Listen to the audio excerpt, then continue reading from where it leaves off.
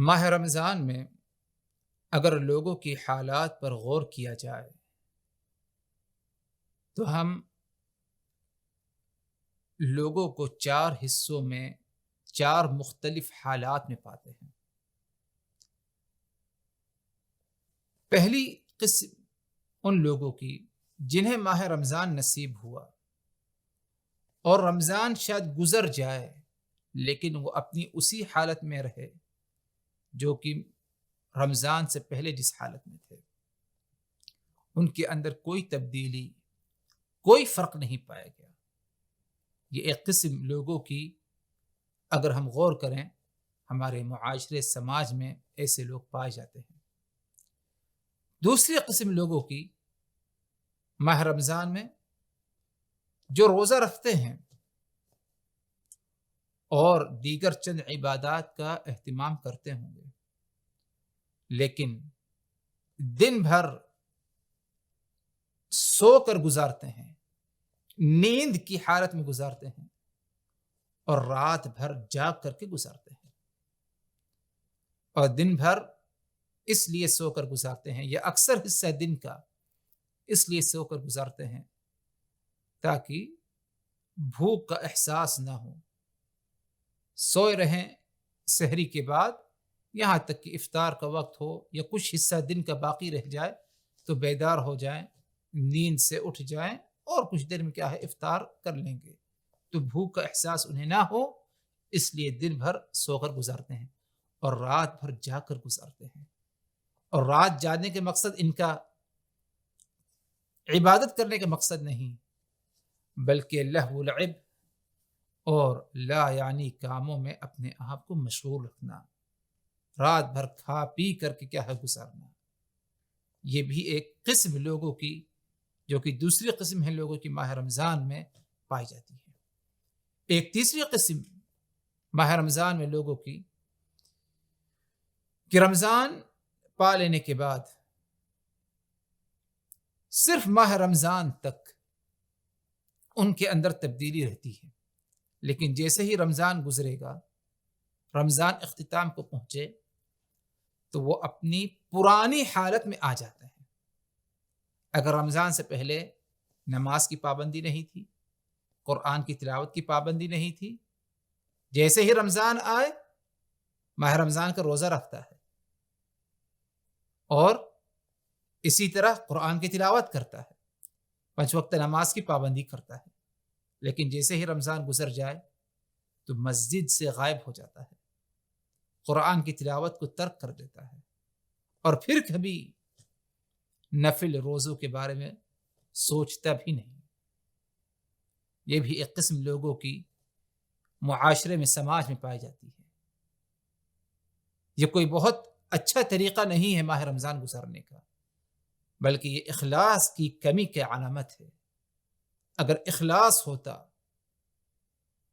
اللہ پر صحیح ایمان ہوتا تو جس طرح ماہ رمضان میں تم نے اللہ کی عبادت کی تو رمضان گزر جانے کے بعد بھی تم ان عبادتوں پر اپنے آپ کو قائم رکھتے، 5 وقت نماز کی پابندی کرتے، لیکن افسوس رمضان گزرتے ہی 5 وقت نماز بھی کیا ہے بندہ ترک کر دیتا ہے۔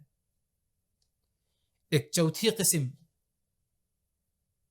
ماہ رمضان میں جو لوگوں کی پائی جاتی ہے وہ یہ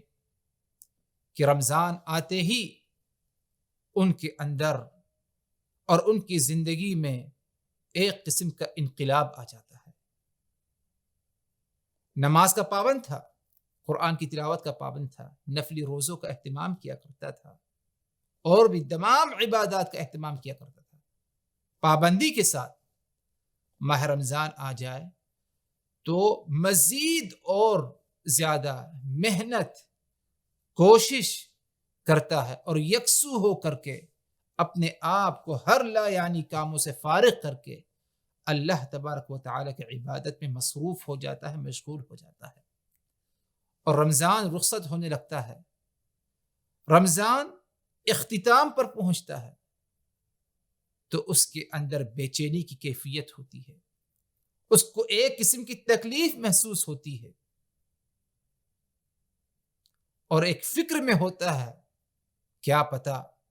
اگلے سال ہمیں رمضان نصیب ہو یا نہ ہو۔ اس کو بے چینی تکلیف اس لیے نہیں کہ رمضان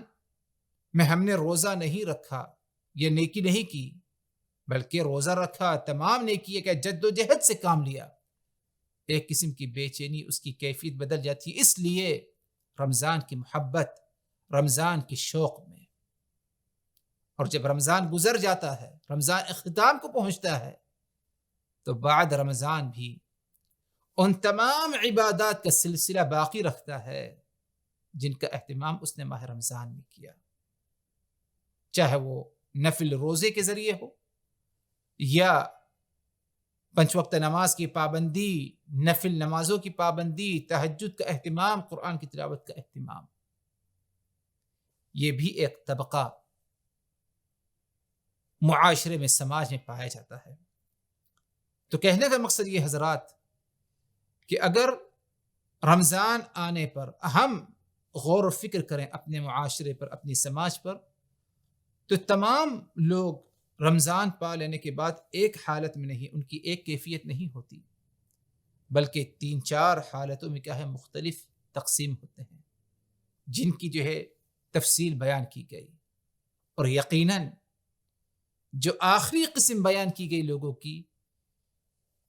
یہی کیا ہے، کامیابی پانے والے لوگ ہیں۔ اللہ تبارک و تعالی مجھ کو چوتھی قسم والوں میں سے اور آپ تمام لوگوں کو انہی میں سے کیا ہے بننے کی توفیق دے۔ اور 3 قسموں کا جو ذکر ہوا، 3 قسم کے لوگ جن کا ذکر ہوا، پہلے اللہ ان تمام جیسے بننے سے مجھ کو اور آپ تمام لوگوں کو بچنے کی کیا ہے توفیق دے،